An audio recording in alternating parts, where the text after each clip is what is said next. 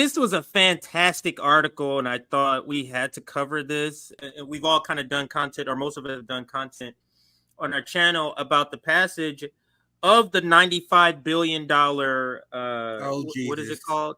Yeah, the $95 billion World War III bill. But this particular article does a great analysis of what we see happening with the Democratic Party not moving to the right, becoming the NATO party, this realignment. It's a lot of great analysis in it. So the title is The Bipartisan Politics of Imperialism.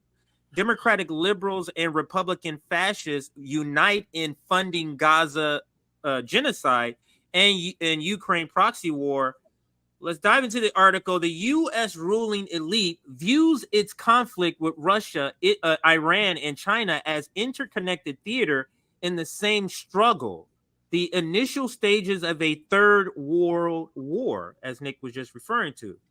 American imperialism, the strongest military power, but a declining economic power, is engaged in a last-ditch effort to maintain its global hegemony against any possible challenge. Let me pause there, because that speaks to what's actually happened. I never thought about it like that. What we're seeing, sort of all of these conflicts, and anybody want to chime in can chime in on this, is that they're preparing to protect or attempt to protect their hegemony. The fight in Ukraine, they need to damage Russia. They need to weaken Russia for the bigger fight when they go against China. And then they got this other thing. They need to secure what's happening in the Middle East. So Israel becomes very, very, very important with this sort of global fight or global push that the United States empire is doing to protect attempt to protect their hegemony. Let's continue. And as the anti-TikTok bill indicates, by preparing to shut down an app used by 170 million people, in many cases to obtain information censored by the American corporate media, imperialist war is incompatible with democracy and freedom at home. In other words, in order to win abroad, we have to confuse, lie, and manipulate the public here. How can that be a democracy? I can't hear anybody, so if you wanted to chime, I can't see anybody. If you wanted to chime in, please do. Just chime in when you can, or when you want to.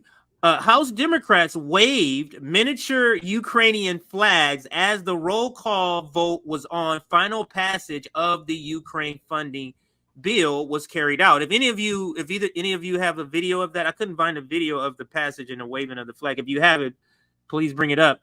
When it was completed, they began chants of Ukraine, Ukraine, and had to be admonished from the chair to quiet down. The supposedly left Democrats, such as AOC of the DSA and members of the squad, joined in the celebration of the Ukraine war. That's the part I want to see. And Saturday's vote demonstrated the most important reality about contemporary American politics. There is no lesser of two evils in the 2024 electoral contest between Democrat Biden and the warmonger in chief, and the Republican ex-president, whose drive to regain control of the White House is accompanied by fascistic threats of dictatorial measures against all political opposition. The resulting legislation will give congressional sanctions to the Biden administration's policy of global war. The very fact that it will combine into a single whole U.S. intervention into three widely separate regions: Eastern Europe, the Middle East, and the Far East, gives expressions to the fundamental change in world politics. In other words, them having to do this is an indication that the world politics has changed, that the U.S. had to kind of spread themselves as thin as they're going to be having to do. We get to the end of this right here. I'm going to skip to this part. The claim that Biden is the lesser evil to Trump is the main argument of the apologists of the Democratic Party. whether in the corporate media, the DSA, or the pseudo-left as a whole, they cannot claim significant reform accomplishments for the Biden administration. It has cratered to the interests of big business, using the unions to shut down or limit strikes, and ending all protection measures against COVID, forcing millions back to work while the pandemic still rages. Now, we have disagreement with that last part they say there. The lesser evil argument pretends to acknowledge the vast discontent with the Biden administration amongst millions of workers and youth, while declaring that Trump would be worse. But the House actions over the weekend showed one party, not two, or rather two parties united for war, not only against Russia, but throughout the world. So I'll end there as far as the snippets I wanted to read. But what say any of you? I'll pass it around the table and then we can close out here. What say you about this spot-on analysis of what happening, the passage of this $95 billion World War III bill? What say you about the bill and or this article or anything else you wanted to chime in about? I'll pass it to the panel. Well, okay, it's obscene. I mean, it's anti-democratic. The majority of people don't want this, and you see a lot of bipartisan support, and not only bipartisan support, but a lot of just like emotional expression of goodwill between Democrats and Republicans for the first time in a long time. I mean, we haven't seen Democrats and Republicans sort of openly embrace each other like this really since like the post 9/11 months and years.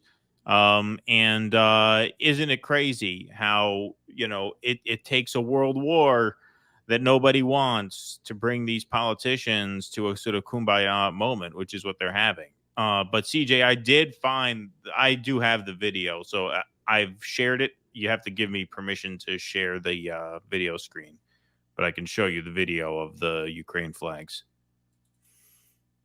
Oh, yes. There it is. So that's it. I mean, that is pretty offensive, and I say that as someone who doesn't even really like this country. Like, I don't even really like America, and I think that that's a bit much. Yeah, that's it. There's more to it, but that's what I use for my show. So yeah, you could take it off because there's a ton more that we're not going to use. They taunting Americans when they do that. Fuck you. You still going for it. Fuck you. I'm glad they did that. I love after reading that article, after hearing that article, all I'm thinking about is how much money was wasted that could have been used to build schools, roads, I don't know, community centers. What was denied from us in order to continue on this forever war? And after reading so many reports, especially what's happening on the front lines over there in Ukraine, so many young people are dying. I just saw an article here from RT where Zelensky's talking about lowering the age from 25 to even lower now. So that means even more young people get to fight and die on the front line. Haven't enough people died? Haven't enough people bled to death? Even this aid going to Israel? How much aid does Israel need? They're in the world's most one-sided fist fight caught on film. Yeah. All right, they have everything working in their favor. What more do they need? How much more do they need? Same thing for Taiwan. Why are we instigating someone with Taiwan when you have China right there breathing down our necks? It is evidence enough that we are ruled over by sociopaths, that we have the insane people running the whole entire system, and they expect us to go along with it. I'm just impressed. Like at this point, all right, if we're giving all this money, Ukraine, Taiwan, Israel, congratulations. You're the 51st, 52nd, 53rd states. Welcome aboard. Are you telling me that America can't afford to fund wars in Taiwan, wars in Ukraine, America's the greatest country in the world. Don't you know? Have you heard from Lindsey Graham? We can do anything we put our minds to it. Have you heard from Joe Biden? We can do anything we put our minds to it except provide healthcare, except provide housing. But we can wage war in Gaza. We can wage war in Africa. We can wage war in China. Isn't it funny how they apply American exceptionalism? I'll find it less offensive if they use it in terms of taking care of their people. Like, fuck yeah, we're America. We got the highest life expectancy, which is it's a joke in this country, by the way, if you don't know. It's always, we're the greatest country in the world. Look how many wars we're fighting.